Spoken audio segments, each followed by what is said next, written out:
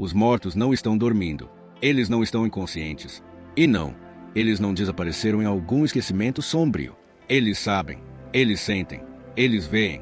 E acima de tudo, eles se lembram. Esta não é uma teoria reconfortante, metáfora poética. É a realidade bíblica. E neste vídeo, você está prestes a descobrir a verdade sobre o que realmente acontece no momento em que seu coração para de bater. Você descobrirá o que a Bíblia realmente diz sobre a consciência após a morte, não o que a tradição transmitiu, não o que o folclore sugere, mas o que a palavra de Deus confirma. Seja você um cético, um crente ou apenas buscando paz após perder alguém que ama, os próximos minutos podem mudar sua visão da vida e da morte para sempre. Vamos ser claros, esta não é uma mensagem de medo, é uma mensagem de verdade, de urgência e de consequência eterna. Desde o início das Escrituras até os versículos finais do Apocalipse, Deus nunca descreve os mortos como desconectados ou inconscientes. De fato, algumas das histórias mais impactantes da Bíblia mostram que os mortos não apenas estão plenamente conscientes, eles são ativos. Eles falam, eles clamam, eles nos veem e se lembram das vidas que viveram e das decisões que tomaram. Veja a história que Jesus contou em Lucas 16. 2 homens morrem. Um acorda no paraíso, o outro em agonia. Mas aqui está o que importa. O homem em tormento não está confuso. Ele não pergunta, onde estou? Ele sabe onde está. Ele reconhece Abraão. Ele vê Lázaro. E ele se lembra de sua família. Esse tipo de detalhe não é incidental, é instrutivo. Ele nos diz algo profundo. Quando você morre, você não deixa de ser você. Você carrega consigo suas memórias, sua identidade, sua consciência espiritual. Na verdade, a consciência após a morte pode ser mais aguçada do que era em vida. Por quê? Porque na morte, você não é mais entorpecido por distrações. Chega de barulho. Chega de negação. Apenas clareza. A alma vê a verdade como ela é. E para alguns, essa verdade é alegria. Para outros, é tormento. Isso muda tudo. Você não é um corpo que tem uma alma. Você é uma alma que tem um corpo. E quando o corpo falha, a alma continua. Isso não é filosofia. Isso é teologia bíblica. É por isso que Paulo pôde dizer em 2 Coríntios 5, 8, estar ausente do corpo é estar presente com o Senhor. Não há demora, não há libo, não há sono da alma inconsciente. Há transição, imediata, consciente, real. Então agora a questão não é, os mortos sabem que estão mortos? A questão é, você está pronto para o que eles já sabem? Seu coração para, seus pulmões liberam seu último suspiro. O mundo físico desaparece, mas você não. Naquele exato momento, nem um segundo antes, nem um segundo depois, a eternidade começa. Não metaforicamente, não simbolicamente. A eternidade se abre e você entra, plenamente consciente, plenamente vivo. O véu entre o físico e o eterno se rasga e, de repente, tudo que você pensava que importava, importa ou nunca importava. Isso não é um sonho, não é uma névoa, não é um filme que escurece. É real, imediato, irreversível. A Bíblia não trata a morte como uma transição vaga. Ela a define como uma separação. Não aniquilação, separação. Sua alma se separa do corpo como uma espada desembainhada. A carne retorna ao pó, mas seu espírito, ele permanece. Desperto, sensível, exposto. Você não está entorpecido. Você não está dormindo. Você é mais você do que jamais foi. Paulo não estava especulando quando disse: estar ausente do corpo é estar presente com o Senhor. 2 Coríntios 5,8. Ele estava declarando uma lei espiritual. No momento da morte, você está presente em algum lugar, seja na presença de Cristo ou separado dele. Deixe isso penetrar. No instante em que seu corpo falhar, você verá, talvez pela primeira vez, a realidade espiritual que sempre o cercou. Anjos, luz ou escuridão, vazio, a presença ou ausência de Deus. Não imaginado, não esperado, conhecido, inconfundivelmente. Jesus descreveu isso em detalhes em Lucas 16. Lázaro morre. Os anjos vêm buscá-lo. Não um ceifador, não um vazio negro, mas anjos, designados por Deus, escoltam sua alma para o conforto, para o lado de Abraão. É pessoal, é íntimo, é imediato. Mas o homem rico, sua experiência é o oposto. Sem escolta angelical, sem transição pacífica. Ele abre os olhos e está em tormento, totalmente desperto, totalmente consciente e subitamente aterrorizado pelo que ignorou a vida inteira. O silêncio de sua alma agora é quebrado por gritos de arrependimento. Não há meio termo, não há zona cinzenta, não há segundas chances. Hebreus 9, 27 diz isso sem pedir desculpas. Aos homens está ordenado morrerem uma só vez, vindo depois disso o juízo. Você não flutua em alguma sala de espera. Você não vagueia como um fantasma. A decisão que você tomou enquanto vivia sobre Cristo torna-se a realidade em que você entra ao morrer. Algumas pessoas perguntam: sabemos se morremos? Temos consciência disso? A resposta é sim. Dolorosamente, alegremente, terrivelmente, sim. Você sabe. Você saberá. Você não acordará se perguntando o que aconteceu. Você acordará sabendo quem você realmente é e quem o seu Deus realmente é. Não a negação na vida após a morte, apenas reconhecimento. Então, o que isso significa para os vivos? Significa que suas escolhas agora são eternas. Sua vida não é apenas uma contagem regressiva para a morte, é uma pista para o destino. Cada ato de fé, cada momento de rebelião, cada oração sussurrada, cada recusa endurecida, ecoam pela eternidade. E quando seu corpo der seu último suspiro, sua alma começará o primeiro na eternidade. Você não estará sozinho. Você não estará inconsciente. Você não ficará confuso. Você saberá. Há um mundo além deste, não muito distante, não escondido em uma galáxia distante, mas sobreposto a esta mesma realidade. Uma dimensão espiritual pulsando por trás de cada batimento cardíaco, cada lágrima, cada respiração. E enquanto nós, os vivos, tropeçamos em nossos dias com visão limitada, os mortos veem tudo. Eles veem o que ignoramos, o que negamos, o que zombamos. O véu que antes obscurecia sua visão é levantado. E agora, eles veem claramente, dolorosamente ou gloriosamente, dependendo de onde estão diante de Deus. A Bíblia nos dá vislumbres dessa consciência invisível. E eles são tudo menos poéticos. São sóbrios, precisos e terrivelmente reais. Lucas 16 novamente contém a chave. O homem rico, atormentado, queimando, consciente, levanta os olhos e vê Lázaro. Ele não apenas o reconhece, ele entende exatamente onde está e o que perdeu. Ele não está desorientado. Ele não está em choque. Ele está em plena posse de suas memórias, seus sentidos, sua identidade. Mais do que isso, ele vê a vida que um dia teve com uma nova clareza. Ele sabe que teve todas as chances. Ele sabe que ignorou a verdade. Ele sabe que seu tempo acabou. E então vem a parte mais assustadora. Ele se lembra de seus irmãos, ainda vivos, ainda trilhando o mesmo caminho que ele trilhou. E de repente, seu tormento não é apenas sobre sua própria dor, é sobre a deles. Ele implora, intercede para que Abraão envie Lázaro de volta, não por ele, mas por eles. Por quê? Porque os mortos podem se lembrar, os mortos podem ver, os mortos podem se importar, mas eles não podem mais mudar seu próprio destino. Eles podem apenas assistir, impotentes, enquanto aqueles que amam marcham em direção à mesma eternidade. Isso não é ficção. Este é Jesus, abrindo o véu e nos mostrando o que acontece depois. E, no entanto, essa consciência não se limita aos condenados. A Bíblia também revela algo impressionante sobre os justos mortos.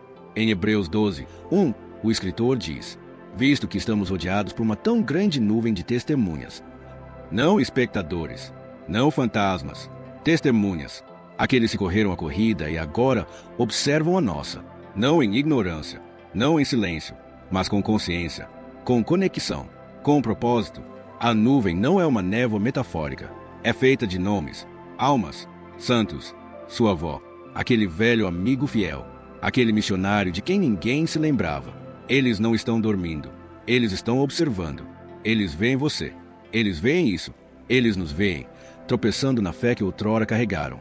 Em Apocalipse 6, 9 e 10, João descreve os mártires no céu, almas sob o altar, não descansando, não dormindo, mas clamando.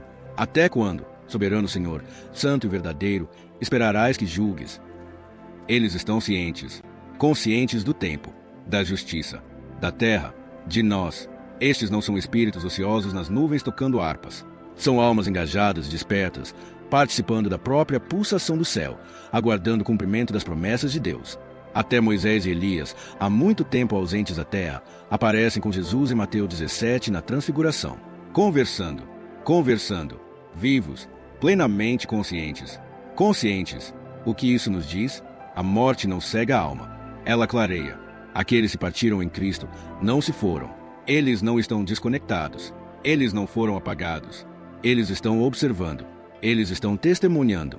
E sim, de maneiras que talvez nunca compreendamos completamente, eles estão mais perto do que imaginamos.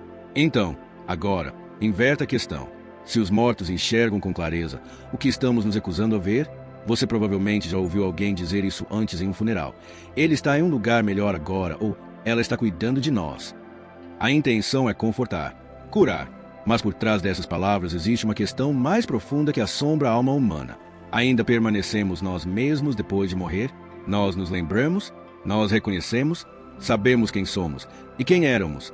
Deixe-me ser absolutamente claro. A Bíblia não descreve a morte como um botão de reinicialização. Não é amnésia. Não é reencarnação. Não é um reinício. A morte é uma revelação. E depois dessa última batida do coração, quem você realmente é? Despojado de todas as ilusões, mentiras, orgulho e máscaras, adentra a luz da eternidade.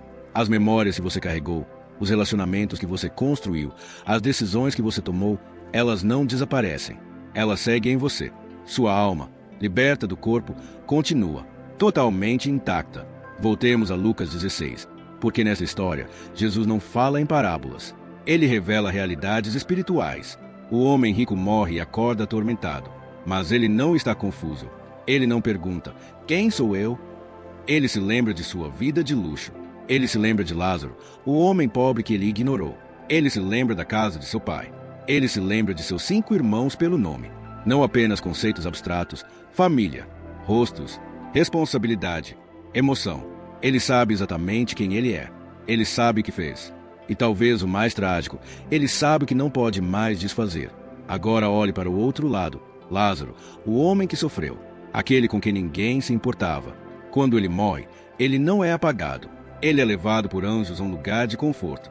Não um lugar de esquecimento, mas um lugar de restauração. Ele não é anônimo. Ele não é uma alma entre muitas. Ele é Lázaro, conhecido, reconhecido, abraçado. Então, vá mais fundo, até o Monte da Transfiguração. Mateus 17. Jesus está em glória radiante. De repente, Moisés e Elias aparecem ao seu lado. Mas como sabemos que eram realmente eles? Porque eles estão falando. Eles estão ativos. Eles são reconhecidos pelo nome. Moisés, que morreu séculos antes. Elias, arrebatado ao céu.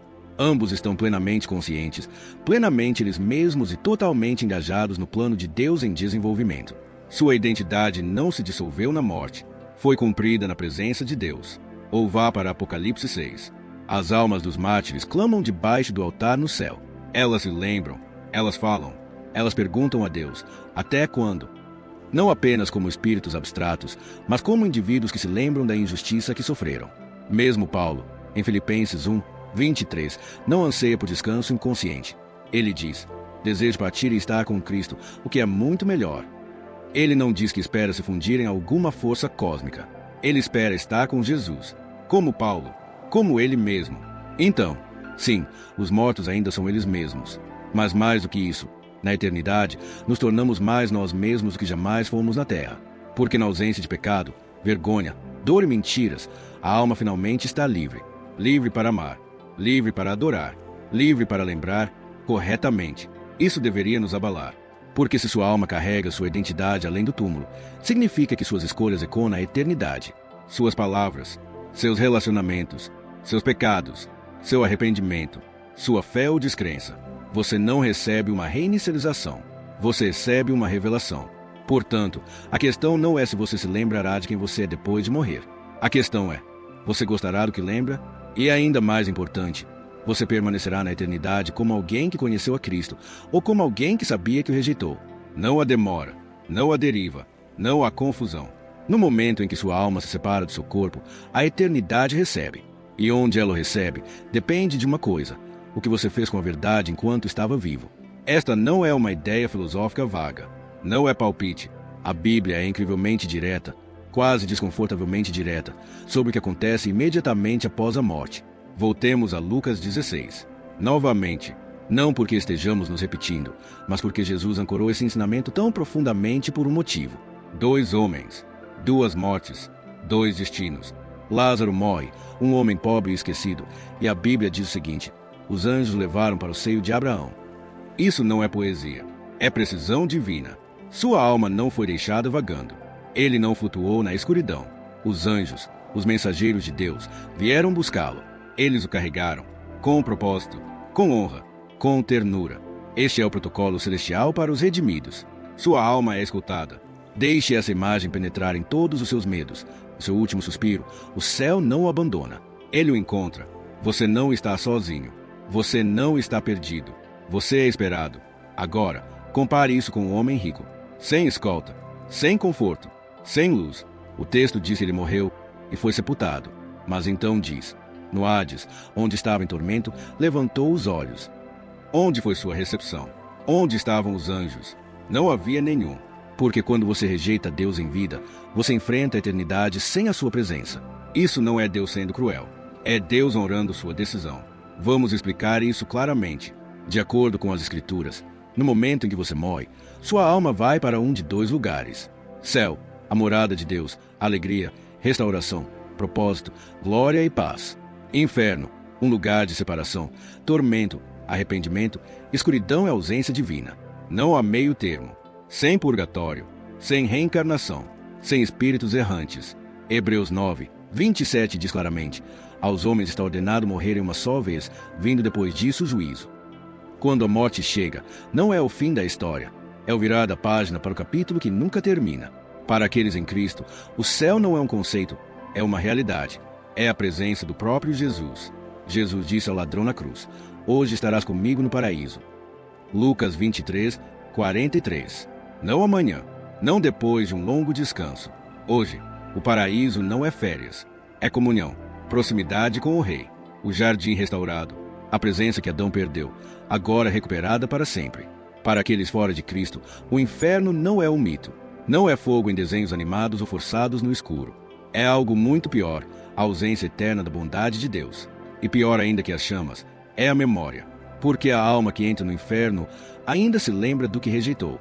Lembra-se da misericórdia ignorada, das advertências ignoradas, da verdade transformada em zombaria. O inferno não é simplesmente punição, é clareza sem esperança. E este destino, esta realidade final e fixa, é determinado antes que seu corpo esfrie. Jesus nunca descreveu a morte como um longo corredor. É uma porta. Você a abre e você está lá. Então, o que determina para onde você vai? Não quantas boas ações você fez. Não com que frequência você foi à igreja. Não se você foi uma boa pessoa. A única coisa que determina seu destino eterno é esta: você confiou em Jesus Cristo como Salvador e Senhor, porque somente Ele tem a autoridade para salvar. Somente Ele venceu a morte. Somente Ele prometeu: vou preparar um lugar para vocês. João 14, 2. Então, pergunte a si mesmo agora, não amanhã, nem no ano que vem, para onde você está indo? Porque quando sua alma deixa seu corpo, sua eternidade começa.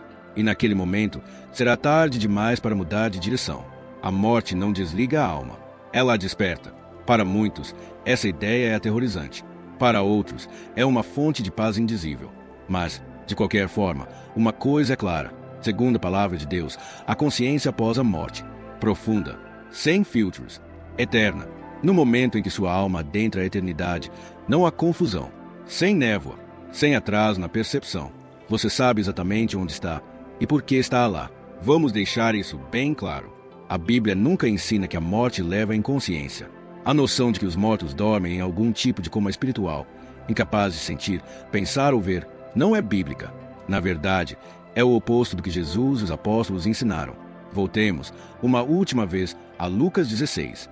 O homem rico, atormentado pelas chamas, levanta os olhos. Essa frase por si só já diz muito. Ele levantou os olhos.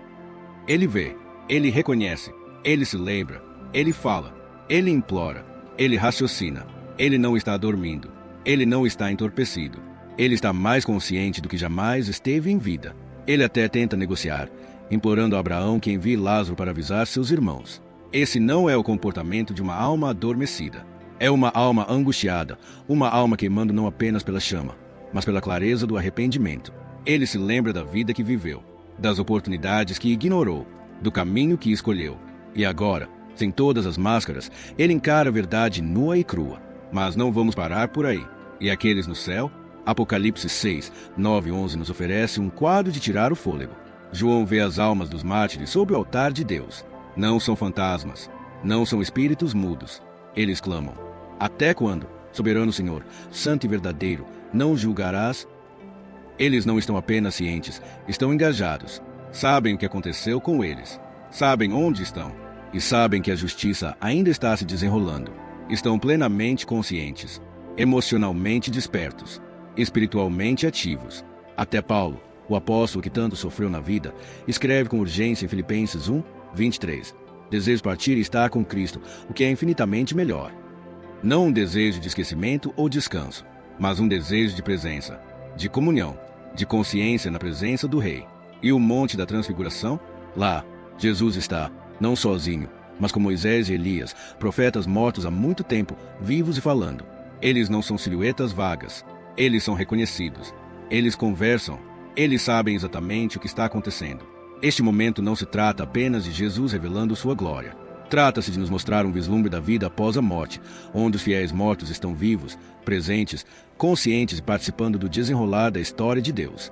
E então a Estevão, o primeiro mártir cristão.